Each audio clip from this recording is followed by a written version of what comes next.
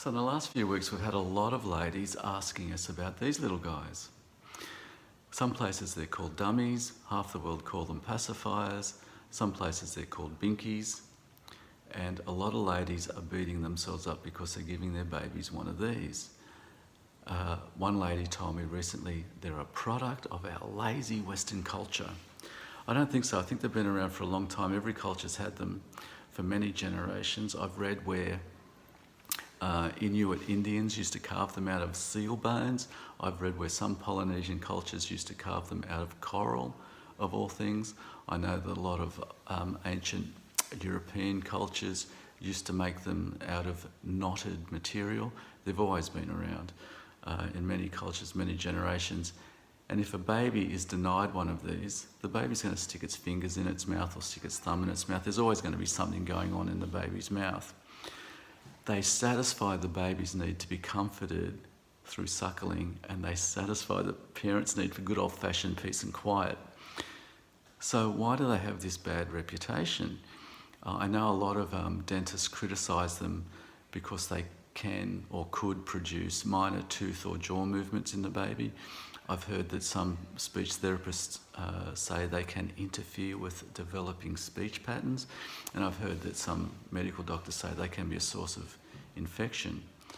So why do they have this bad reputation? I think it's because they're supposed to mimic the mother's breast, or they're supposed to mimic the mother's nipple squashed against the roof of the baby's mouth.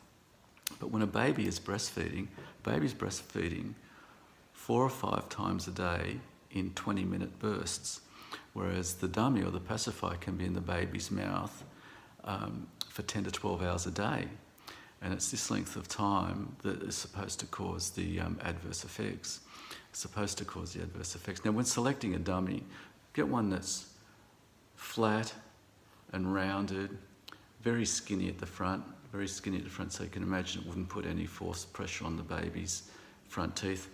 Don't go for a big fat one that's definitely going to jack the baby's mouth open. Go for a nice little one that actually looks like a flattened out nipple. Now the question is, when do you stop? When do you stop the baby from having this? I know the few speech therapists that I've spoken to have told me 18 to 36 months. The few medical doctors I've spoken to, they tell me 18 to 36 months.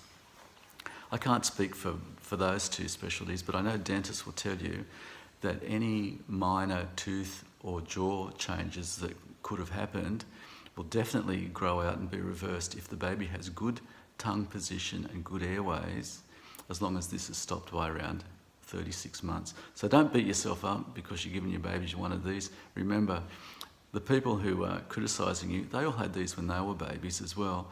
As long as you stop them by about 36 months, you can have a nice, happy, well-adjusted baby with no problems.